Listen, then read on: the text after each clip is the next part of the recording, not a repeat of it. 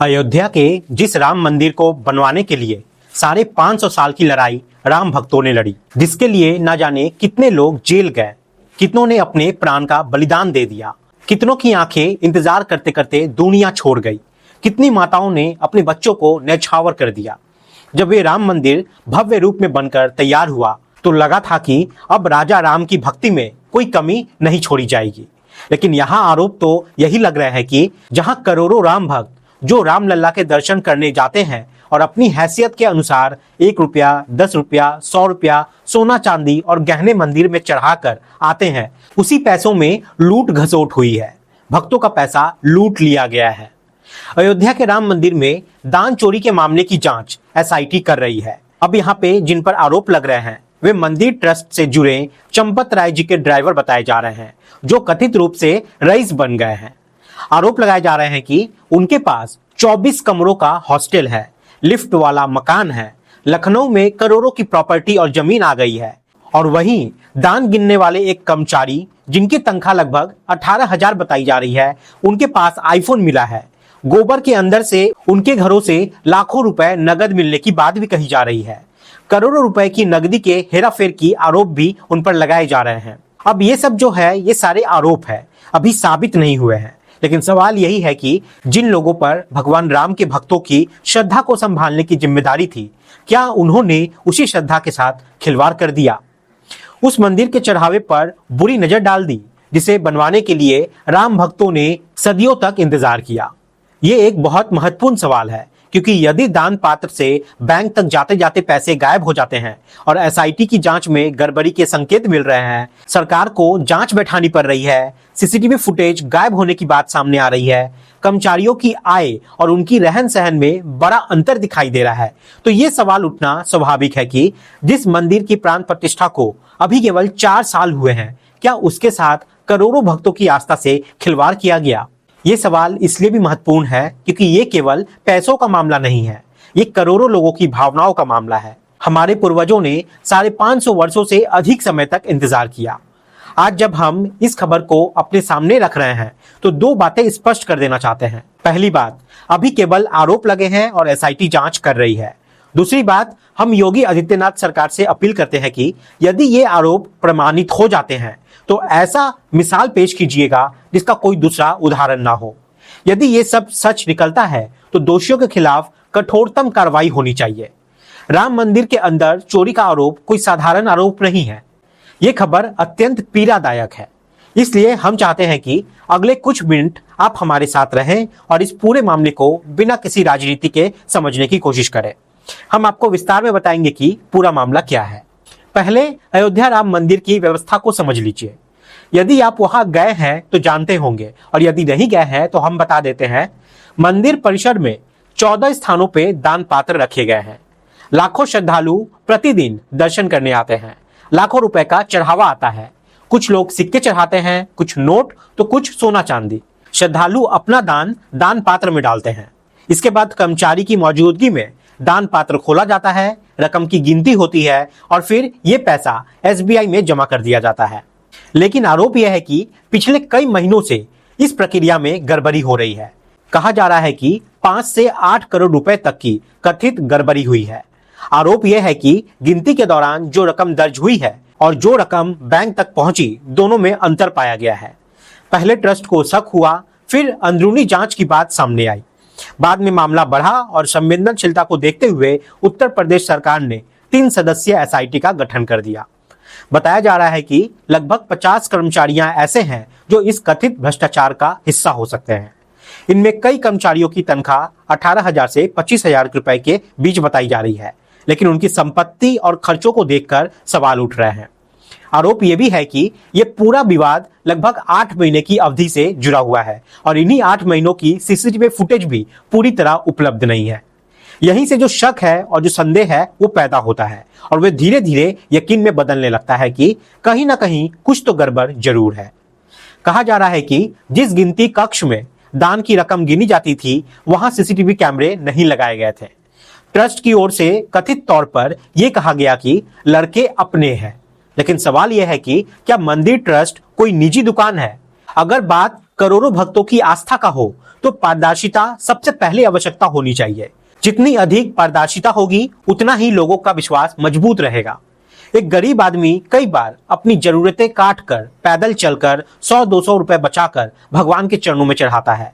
उसके लिए वो रकम सिर्फ पैसा नहीं होता, श्रद्धा होती है। अगर वही पैसा कोई व्यक्ति उठाकर अपनी निजी शौक को पूरा करे, महंगे मोबाइल खरीदे या निजी ऐशो आराम में खर्च करे तो ये चिंता का विषय बन जाता है। अब सवाल उठता है कि राम मंदिर के चढ़ावे में कथित चोरी के मामले में किन किन लोगों के नाम सामने आ रहे हैं। एसआईटी की शुरुआती जांच में जिन लोगों के नाम सामने अधिक चर्चा में हैं, उनमें पहला नाम टिन्नू यादव उर्फ रामशंकर यादव का बताया जा रहा है। कहा जाता है कि लगभग 28 वर्ष पहले वे मंदिर ट्रस्ट से जुड़े चंपत राय जी के वाहन चलाया करते थे, लेकिन अब उनकी भूमिका काफी बड़ी हो गई है। मंदिर के चढ़ावे की व्यवस्था, वीआईपी पास और सुरक्षा जैसी महत्वपूर्ण कार्यों में उनकी जिम्मेदारी बताई जाती है। हो सकता है कि उन्होंने जीवन में प्रगति की हो, लेकिन आरोप ये लगाया जा रहा है कि उनके पास 24 कमरों का हॉस्टल है, लिफ्ट वाला मकान है, लखनऊ में संपत्ति है और करोड़ों रुपए की जमीन जायदाद है। अब इन आरोपों में कितनी सच्चाई है ये तो जांच और अदालत की प्रक्रिया के बाद ही स्पष्ट हो पाएगा। दूसरा नाम जो सामने आ रहा है वो लवकुश मिश्रा का है। इन पर आरोप है कि ये दान गिनने वाले कर्मचारियों में शामिल थे और उनकी तनख्वाह लगभग 18 से 20 हजार रुपए थी। आरोप यह है कि उन्होंने दान की रकम में हेराफेर की है। यह भी कहा जा रहा है कि उनके घर से गोबर के ढेर में छिपाकर रखी गई नकदी बरामद हुई है। अयोध्या में उन्होंने लगभग 40 लाख रुपए का प्लॉट खरीदा है और उनके पास आईफोन भी है। केवल यहाँ पे लवकुश ही नहीं बल्कि अनुकुल मिश्रा, अवनीश, करुण, मनीष यादव और कई अन्य कर्मचारियों के नाम भी चर्चा में आए हैं। विभिन्न संगठनों द्वारा भी शिकायतें दर्ज की गई है। धर्म सेना से जुड़े लोगों ने भी तहरीर देकर चंपत राय जी, डॉक्टर अनिल मिश्रा, गोपाल राव और टिन्नू यादव सहित कई लोगों के खिलाफ आरोप लगाए हैं। वर्ष 1989 से जुड़े सोना, चांदी, हीरे और लगभग 1250 धातु शिलाओं के गायब होने की बात भी सामने आई है। फिलहाल ये सभी आरोप हैं और एसआईटी इनका जांच कर रही है। इस एसआईटी को अपनी पूरी रिपोर्ट सरकार को सौंपनी है। जांच यहाँ पे अभी पूरी नहीं हुई है। दान गिनने वाले कर्मचारियों से पूछताछ की गई है। उनके बैंक खाते, खर्चों, रहन सहन, संपत्तियों, परिवार और नकदी से जुड़े जानकारियों को जुटाया जा रहा है। लेकिन हैरानी की बात यह है कि जांच में इतने सारे सवाल सामने आने के बावजूद अभी तक एफआईआर दर्ज नहीं हुई है। यही वजह है कि कई राम भक्त और हिंदू संगठन पूछ रहे हैं कि यदि करोड़ों रुपए की गड़बड़ी की बात सामने आ रही है तो कार्रवाई में देरी क्यों हो रही है। ये एक बहुत महत्वपूर्ण सवाल है। यदि गोबर के ढेर से नकदी मिले, कम वेतन वाले कर्मचारियों के पास महंगे मोबाइल मिले और बड़ी संपत्तियों की बात सामने आ रही है तो एफआईआर दर्ज क्यों नहीं की गई। फिर भी पूरे देश की नजरें एसआईटी की जांच पर टिकी हुई है। यही जांच बताएगी कि मामला कुछ व्यक्तियों तक सीमित था या फिर कोई बड़ा सिस्टम तैयार हो चुका था जो राम भक्तों के विश्वास के साथ खेल रहा था। उधर ट्रस्ट की ओर से भी बयान सामने आया है। चंपत राय जी का कहना है कि कोई गड़बड़ी नहीं हुई है, जांच चल रही है और सच सामने आ जाएगा। लेकिन उनके सामने भी कई सवाल खड़े हो रहे हैं। यदि सब कुछ ठीक था तो गिनती वाले कमरे में सीसीटीवी लगाने का विरोध क्यों किया गया? सब अपने लड़के हैं ये जैसी बात क्यों कही गई? जिन लोगों के नाम सामने आ रहे हैं वे सभी किसी न किसी रूप से भरोसेमंद माने जाते थे। एक और सवाल यह भी उठ रहा है कि 8 महीनों की सीसीटीवी फुटेज जिसके बारे में कथित रूप से कहा जा रहा है वो उपलब्ध नहीं है। आखिर ऐसा क्यों? यही कारण है कि संदेह बढ़ता जा रहा है।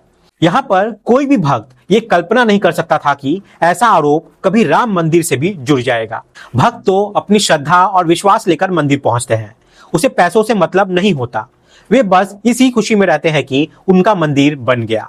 लेकिन यदि मंदिर के भीतर ही ऐसे आरोप उठने लगे तो लोगों के मन में सवाल पैदा होना स्वाभाविक है। हालांकि अभी भी उम्मीद यही की जानी चाहिए कि जांच के बाद सच सामने आए और यदि आरोप गलत है तो ये भी स्पष्ट हो। अब सच क्या है ये जांच पूरी होने के बाद ही सामने आ पाएगा। लेकिन इतना जरूर है कि करोड़ों राम भक्तों के मन में आज अनेक सवाल है, क्योंकि जब राम मंदिर के चढ़ावे में चोरी जैसी आरोप सामने आते हैं तो पीड़ा केवल आर्थिक नहीं होती बल्कि भावनात्मक भी हो जाती है।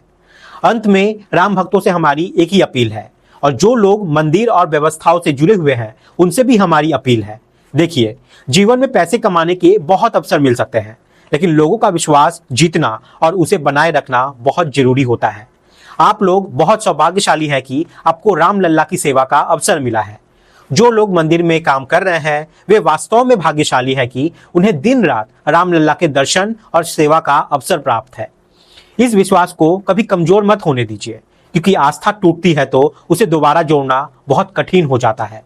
करोड़ों लोग आपको विश्वास की नजर से देखते हैं, इसलिए आपकी जिम्मेदारी भी उतनी ही बड़ी बन जाती है। और जनता से हम इतना ही कहेंगे कि भगवान पर विश्वास रखिए, लेकिन इंसानों से हिसाब जरूर मांगिए, सवाल जरूर पूछिए, सच जानने की मांग जरूर कीजिए। न्याय की मांग करना हमारा जन्मसिद्ध अधिकार है। इसलिए योगी आदित्यनाथ जी से हम यही कहेंगे कि आप भी स्वयं को राम भक्त मानते हैं, इसलिए जो भी सच है उसे पूरी स्पष्टता के साथ देश के सामने जरूर लाइएगा। यदि अफवाह फैलाई गई है तो जिन्होंने अफवाह फैलाई है उनके खिलाफ कार्रवाई कीजिए, लेकिन यदि जांच में कोई दोषी पाया जाता है तो फिर न्याय जरूर कीजिएगा। बाकी करोड़ों राम भक्तों का विश्वास अटूट बना रहे, यही प्रार्थना है हमारी। जय श्री राम।